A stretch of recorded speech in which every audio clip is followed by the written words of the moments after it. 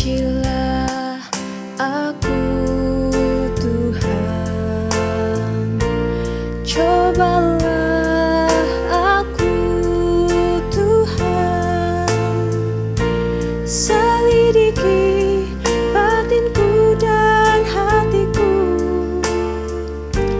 mataku tertuju padamu.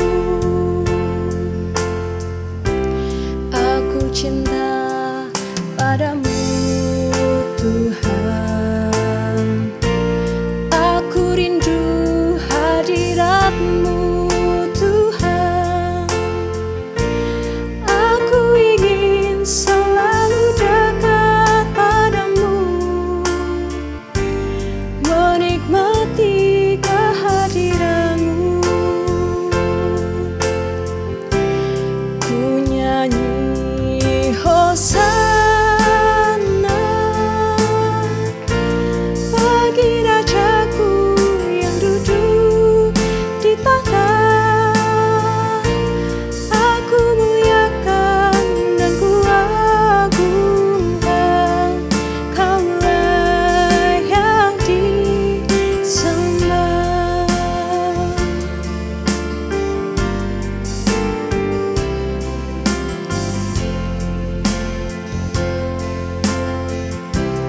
Aku cinta padamu Tuhan, aku rindu hadirat-Mu Tuhan, aku ingin selalu dekat padamu, menikmati kehadiran-Mu. Ku nyanyi Hosana bagi Rajaku yang duduk di tahta. Aku muliakan dan ku agungkan, Kaulah yang disembah. Ku agungkan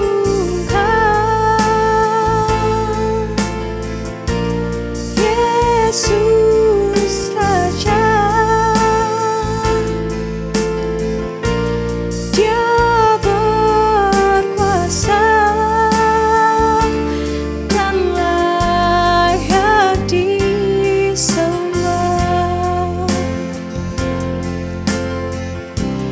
Ku nyanyi Hosana bagi Rajaku yang duduk di tahta. Aku muliakan dan ku agungkan, Kaulah yang disembah. Kaulah yang disembah. Kaulah yang disembah.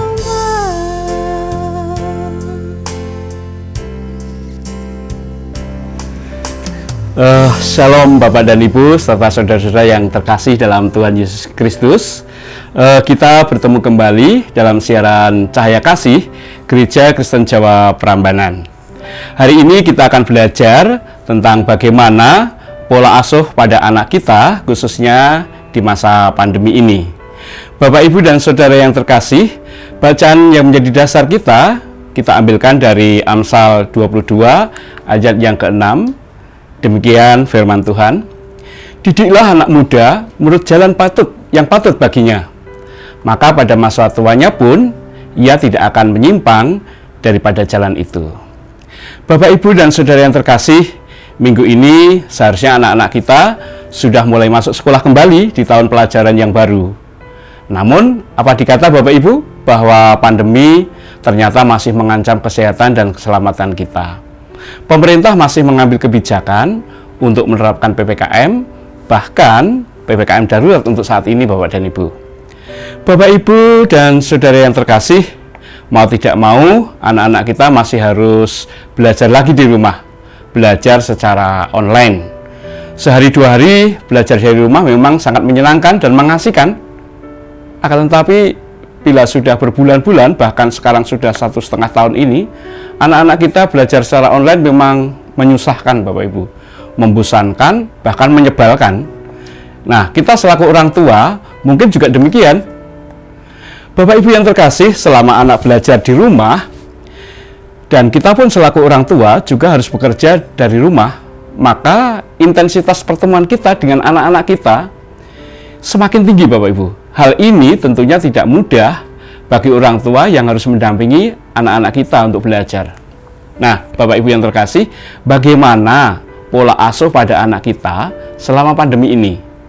Bagaimana kita mendampingi, mendidik, dan mengajar kepada anak-anak kita? Berbagai pola asuh mungkin sudah kita terapkan kepada anak-anak kita Bapak Ibu. Namun Bapak Ibu yang terkasih, perlu kita sadari bahwa pola pengasuhan yang berlebihan, atau dalam bahasa Jawa itu ada kata yang diberi penambang atau akhiran en begitu, itu pasti kurang bagus. Seperti kata apik, apik bahasa Jawa ya, menjadi kapien, banter menjadi kebanteran, warek menjadi kewareken lah. Nah, ini tentunya kurang baik Bapak Ibu. Jadi en di situ menandakan terlalu Bapak Ibu, terlalu. Nah, ada beberapa pola asuh yang kurang tepat jika kita menerapkan pada anak-anak kita, seperti terlalu keras, terlalu manja, terlalu banyak aturan, dan terlalu dibiarkan. Nah, hal-hal ini tentu Bapak Ibu tanpa kita sadari sering kita lakukan kepada anak-anak kita. Bapak Ibu dan saudara-saudara yang terkasih dalam Tuhan Yesus Kristus, pola asuh yang demikian ini sangat berpengaruh terhadap perkembangan psikologis anak-anak kita. Ada beberapa dampak negatif yang bisa muncul pada perilaku anak-anak kita kelak di kemudian hari Bapak Ibu. Mari Bapak Ibu yang terkasih, kita lihat bersama bagaimana dampak yang timbul jika pola asuh pada anak-anak kita itu kurang tepat. Yang pertama Bapak Ibu, pola asuh yang terlalu keras. Pola asuh terlalu keras atau otoriter itu akan membawa dampak negatif bagi anak-anak kita Bapak Ibu. Seperti satu, membangkang pada aturan. Memang benar Bapak Ibu, menjadi otoriter itu bisa membuat anak kita taat pada aturan. Memang iya, namun seiring anak berkembang, ia akan tumbuh kelak dan muak dengan aturan-aturan yang ketat tanpa henti dalam hidupnya Bapak Ibu. Akhirnya ia berusaha untuk mencoba cari tahu batasan orang tua dengan melakukan aksi yang mungkin saja membahayakan dirinya. Itu yang pertama. Yang kedua, ketergantungan pada aturan. Bapak Ibu, ada dua kemungkinan sikap yang timbul dari anak pola asuh orang tua yang otoriter, yaitu membangkang pada aturan atau ketergantungan aturan. Nah, kebiasaannya dalam menjalankan aturan membuat anak kita sulit menentukan tujuan hidup Bapak Ibu. Ketika ia dihadapkan dengan situasi lingkungan yang tanpa aturan Bapak Ibu, anak akan merasa tidak aman dan bingung harus berbuat apa. Maka dari itu hidupnya sudah terbiasa dikendalikan oleh orang tua Bapak Ibu. Nah, itu yang kedua. Bapak Ibu yang terkasih, yang ketiga dari pola asuhan yang otoriter ini adalah anak menjadi kurang percaya diri. Nah, dampak berkelanjutan dari ketergantungan aturan yang menimbulkan rasa kurang percaya diri ini pada anak Bapak Ibu. Ia akan merasa sulit membawa diri di lingkungan baru atau kurang pandai dalam menghadapi kondisi sosial lainnya selain dari yang sudah ia jalani saat ini Bapak Ibu. Ini yang ketiga. Nah, kemudian yang keempat dari pola asuh yang otoriter itu akan menimbulkan pelaku kekerasan Bapak Ibu. Anak-anak kita itu rentan sekali meniru perilaku orang tuanya. Sikap orang tuanya itu merupakan contoh bagi anak Bapak Ibu. Maka jika anak kita sering melihat hukuman adalah hal yang normal sebagai bagian dari pola asuh otoriter, bisa jadi ia akan menjadi pelaku bullying di sekolah Bapak Ibu. Apalagi jika orang tua sering menghukum anak sambil berkata, "Ini semua untuk kebaikanmu, Nak." Nah, anak akan bertindak keras pada temannya karena ia berpikir bahwa memberi hukuman itu adalah hal yang baik. Nah, ini Bapak Ibu sangat sangat membahayakan anak-anak kita, Bapak Ibu. Anak-anak kita akan menjadi anak-anak yang berjiwa keras, bahkan melakukan kekerasan. Nah, sekarang yang kelima, Bapak Ibu, dari pola asuh yang otoriter ini, Bapak Ibu. Anak sulit untuk mengungkapkan ekspresinya. Nah, terbiasa tunduk pada aturan, ancaman, dan hukuman, ini menjadikan anak kita susah mengungkapkan ekspresinya. Ia cenderung untuk menjadi anak pemalu dan tidak percaya diri untuk berteman, Bapak Ibu. Nah, itu tadi Bapak Ibu, jika pola asuh kita yang kita terapkan ini pada anak-anak kita terlalu keras, Bapak Ibu.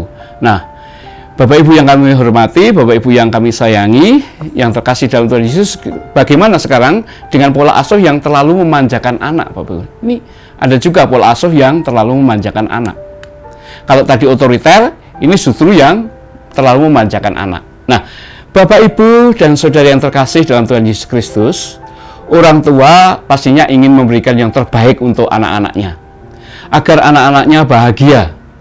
Tetapi terlalu gampang memberikan sesuatu itu justru adalah untuk memanjakan anak, Bapak Ibu. Memanjakan anak ini bisa berpengaruh pada cara anak berinteraksi secara sosial maupun pada tumbuh kembangnya. Nah, anak-anak yang terlalu dimanjakan seringkali tidak bisa belajar untuk memecahkan masalahnya sendiri. Apabila dia punya masalah, dia tidak bisa menyelesaikan masalahnya sendiri. Dia biasanya tergantung pada orang lain, tergantung pada orang tuanya, dan sebagainya. Padahal memecahkan masalah itu adalah salah satu bentuk keterampilan hidup yang diperlukan oleh setiap manusia, terutama anak-anak kita, Bapak Ibu. Nah, berikut ini adalah dampak lainnya jika terlalu memanjakan anak-anak kita. Apa, Bapak Ibu?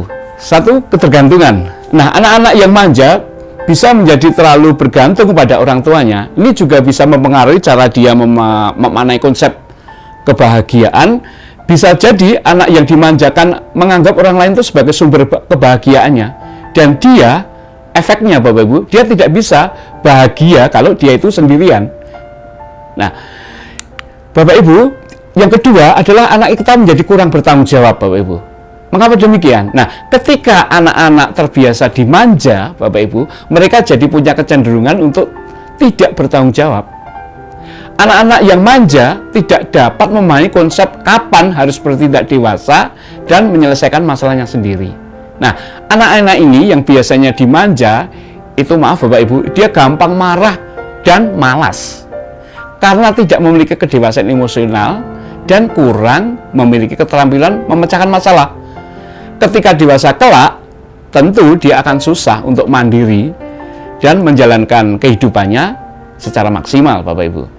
Nah, Bapak Ibu yang kami hormati, yang kami sayangi dalam nama Tuhan Yesus Kristus, yang ketiga adalah kurang rasa hormat dan membangkang. Nah, ini efek yang berikutnya, Bapak Ibu, kurang rasa hormat dan membangkang. Sikap tidak hormat dan membangkang adalah bentuk karakteristik anak yang manja, Bapak Ibu, yang cenderung merengek, mengabaikan, atau bahkan memanipulasi untuk mendapatkan apa yang mereka inginkan. Seringkali anak-anak terlalu dimanja, tidak bisa mengekspresikan diri cara lain selain melakukan perilaku yang negatif.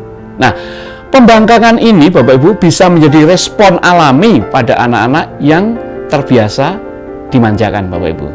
Nah, ini sekarang yang keempat, Bapak Ibu.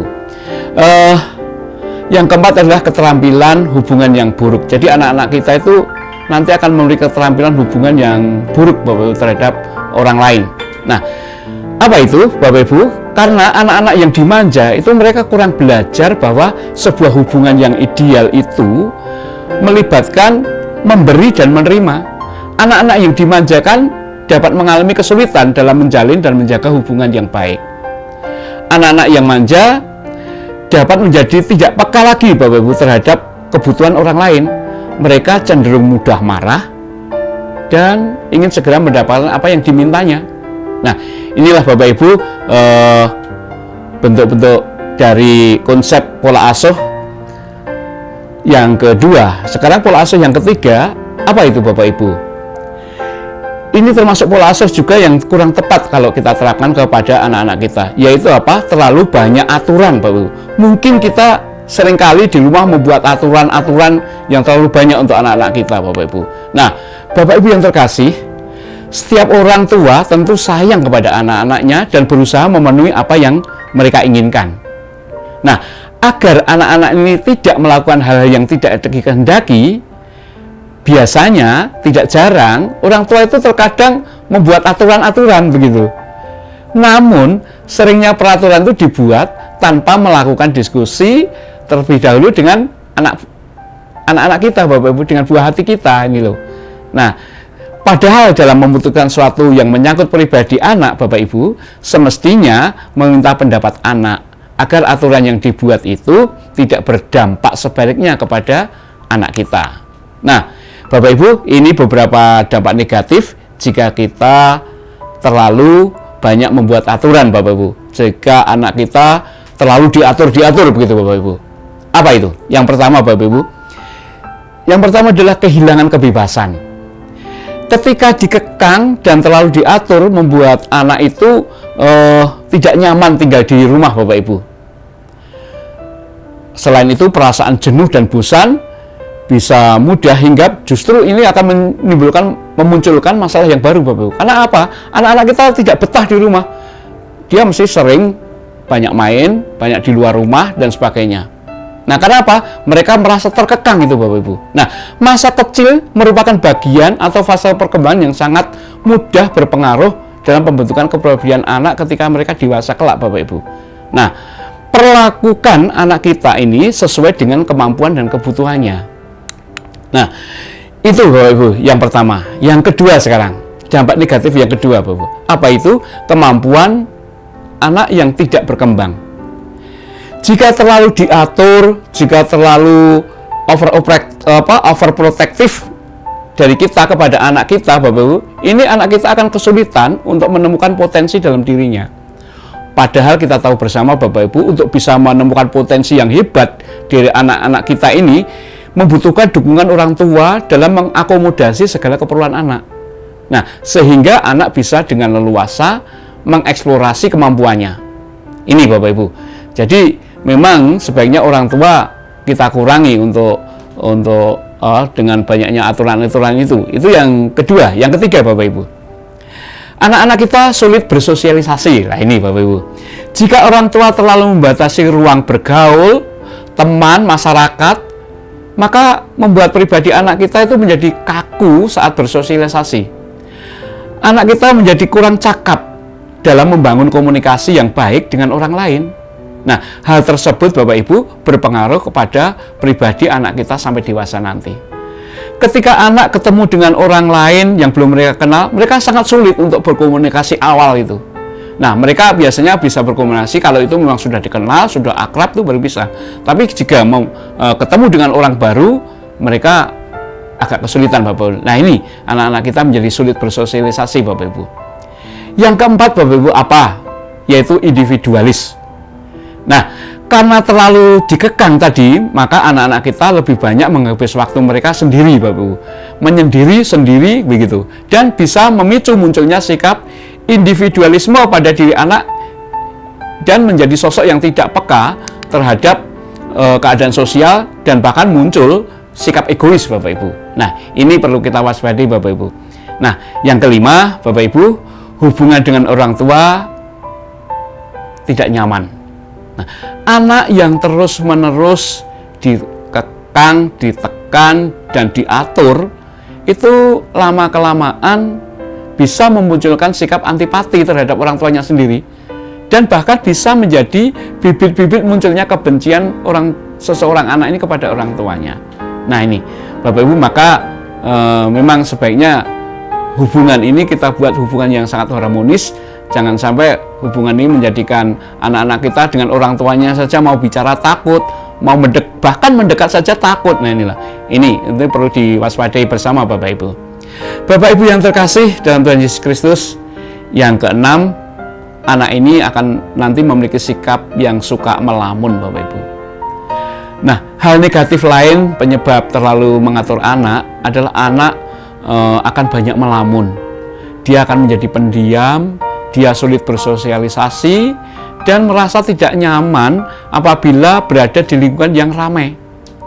Bisa jadi anak kita akan membandingkan kehidupan yang dialaminya dengan anak lain yang dianggapnya bebas melakukan apapun yang mereka lakukan, Bapak Ibu. Nah, jadi anak-anak kita ini bisa jadi menjadi anak penyendiri, anak yang pendiam, Bapak Ibu. Ini. Nah, yang ketujuh ini, Bapak Ibu. Anak kita akan menjadi penakut nantinya. Nah, keterlibatan orang tua dalam segala hal yang dilakukan menjadikan anak kita hidup dalam bayang-bayang orang tua. Nah, akibatnya anak takut untuk melakukan hal-hal yang di luar pengawasan orang tua. Anak yang dibesarkan oleh orang tua yang selalu mengekang dan melarang akan tumbuh jadi pribadi yang berkecil hati, pribadi yang takut mengambil resiko, dan tidak punya inisiatif, Bapak Ibu.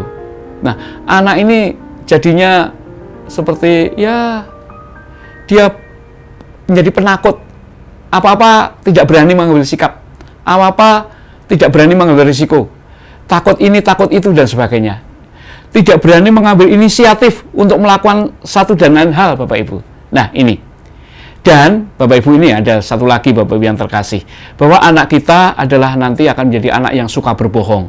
Nah, anak yang tumbuh ruang gerak dan bila tidak terpenuhi, maka akan mencari celah dan akhirnya berbohong. Mengapa? Mereka supaya bisa lolos dari kekangan orang tua. Nah, selain itu, bila hal yang dilakukan anak tidak sesuai dengan keinginan orang tua, maka anak kita tentu akan memilih untuk berbohong. Supaya apa? Ya, sebagai upaya untuk menghindari hukuman dari orang tua. Nah, ini loh, Bapak Ibu. Jadi, hati-hati sekali kita, Bapak Ibu, bahwa ternyata dampaknya juga anak itu menjadi anak yang menjadi suka berbohong, Bapak Ibu. Nah, ini semata-mata apa? Sebenarnya semata mereka untuk melindungi diri agar tidak dimarahi, tidak dihukum oleh orang tuanya. Nah, itu, Bapak Ibu, beberapa pola pengasuhan anak. Dan yang terakhir, Bapak Ibu, pola pengasuhan anak yang kurang pas adalah terlalu membebaskan anak. Nah, kalau tadi banyak aturan dan sebagainya, nah sekarang ini yang agak kontroversi nih, malah dibebaskan, diberi kebebasan yang banyak. Banyak orang tua yang menginginkan memiliki kedekatan yang sangat akrab dan menganggap anak itu sebagai temannya. Jadi, nah, kondisi ini tentu, Bapak Ibu, akan meningkatkan risiko terlalu membebaskan apa yang menjadi pilihan anak, Bapak Ibu. Membebaskan anak tentunya ya sah-sah saja, Bapak Ibu, asal dilakukan dengan tanggung jawab orang tua dan juga anak itu. Jangan sampai kebiasaan membebaskan ini malah membuat orang tua itu menjadi lalai dan terjebak dalam pola asuh yang kurang baik. Nah, jika dibiarkan, Bapak Ibu, hal ini berisiko untuk meningkatkan perilaku dan karakter negatif pada anak. Nah, bagaimana, Bapak Ibu, kebebasan dampak dari ini semua? Bapak Ibu, kita lihat bersama dampak negatifnya adalah yang pertama, anak itu menjadi sulit membedakan antara kebutuhan dan keinginan. Ketika anak menerima dan mendapatkan apa yang ia inginkan, tentu anak-anak akan sulit membedakan mana keinginan dan mana itu kebutuhan. Nah, kondisi ini dapat menimbulkan dampak yang buruk saat ia beranjak dewasa nanti. Nah, hal ini menyebabkan anak kita ini memiliki sifat impulsif dan juga boros tentunya, Bapak Ibu. Ini yang pertama, dampak negatif yang pertama. Nah, kemudian dampak negatif yang kedua, apa, Bapak Ibu? Anak menjadi materialistis. Kok bisa begitu? Ya, saat seluruh keinginan anak bisa ia dapatkan dengan mudah, ini akan menyebabkan anak menjadi materialistis, Bapak Ibu. Anak akan berpikir untuk menjadi bahagia itu harus mendapatkan apa yang mereka inginkan. Nah, ini, Bapak Ibu. Dan yang terakhir, Bapak Ibu, anak-anak kita itu akan menjadi kurang disiplin. Jadi kalau dengan kebebasan yang sebebas-bebasnya itu, dampak negatifnya apa? Yang ketiga ini adalah anak kita menjadi kurang disiplin. Nah, terlalu memberikan kebebasan anak membuat anak kita ini sulit menjadi disiplin, Bapak Ibu. Hal ini akan sulit diterima anak saat ia memasuki usia dewasa nanti, Bapak Ibu. Nah, demikian, Bapak Ibu yang terkasih dalam Tuhan Yesus Kristus, beberapa pola asuh yang kurang tepat apabila kita terapkan pada anak-anak kita.